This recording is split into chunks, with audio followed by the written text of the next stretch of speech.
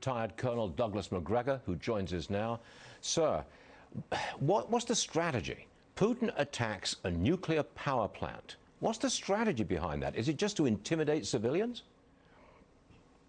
The strategy was not to attack any power plants or the power grid. The Russians have very carefully avoided interrupting any power. No damage to communications, no damage to any of the things that are essential, like the water supply. What you're seeing is that the Russians have now driven what is left of the Ukrainian forces, who are taking refuge in population centers, cities, because they have no mobility, no air defense, no air cover, no logistical infrastructure.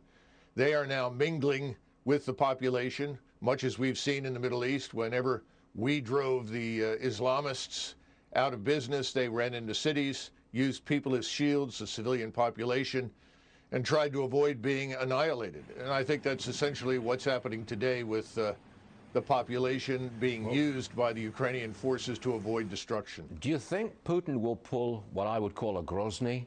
Grozny was the capital of this breakaway republic. He flattened it when the civilians resisted. Yes. You're going to see this. I mean, is he going to flatten Ukraine? No, absolutely not. In fact, he's worked hard to capture most of it intact.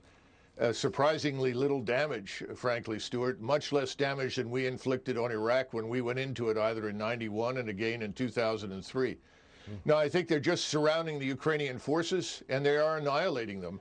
And this is inevitable. And Mr. Zelensky, I think, is postponing the inevitable in the hopes that we are going to rescue him, and we are not coming. President Biden has made that very clear. You think the end is in sight? Well, the end, the end of this phase is still a few days away. But the first 5 days, Russian forces, I think, frankly, were too gentle. They've now corrected that. So I would say another 10 days, this should be completely over. But the question is, what is it that Zelensky is going to do? The Russians have made it very clear what they want is a neutral Ukraine. This could have ended days ago if he accepted that. And then they can adjust the borders. But the eastern part of Ukraine is firmly in Russian hands. But again, the Russians are not seizing territory. They're destroying Ukrainian forces. That's their focus. Colonel, it sounds like you don't approve of Zelensky's stand. Oh, I think Zelensky is a puppet. And he is putting huge numbers of his own population at unnecessary risk. And quite frankly, most of what comes out of Ukraine is debunked as lies within 24 to 48 hours. The notions of taking and retaking airfields, all of this is nonsense. It hasn't happened. He's not a hero when he's standing up for himself and his own people? You don't think he's a hero? No, I do not. I don't see anything heroic about the man. And I think the most heroic thing that he can do right now is to come to terms with reality. Neutralize Ukraine. This is not a bad thing. A neutral Ukraine would be good for us as well as for Russia.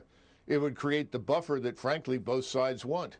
But he's, I think, being told to hang on and try to drag this out, which is tragic for the people that have to live through this.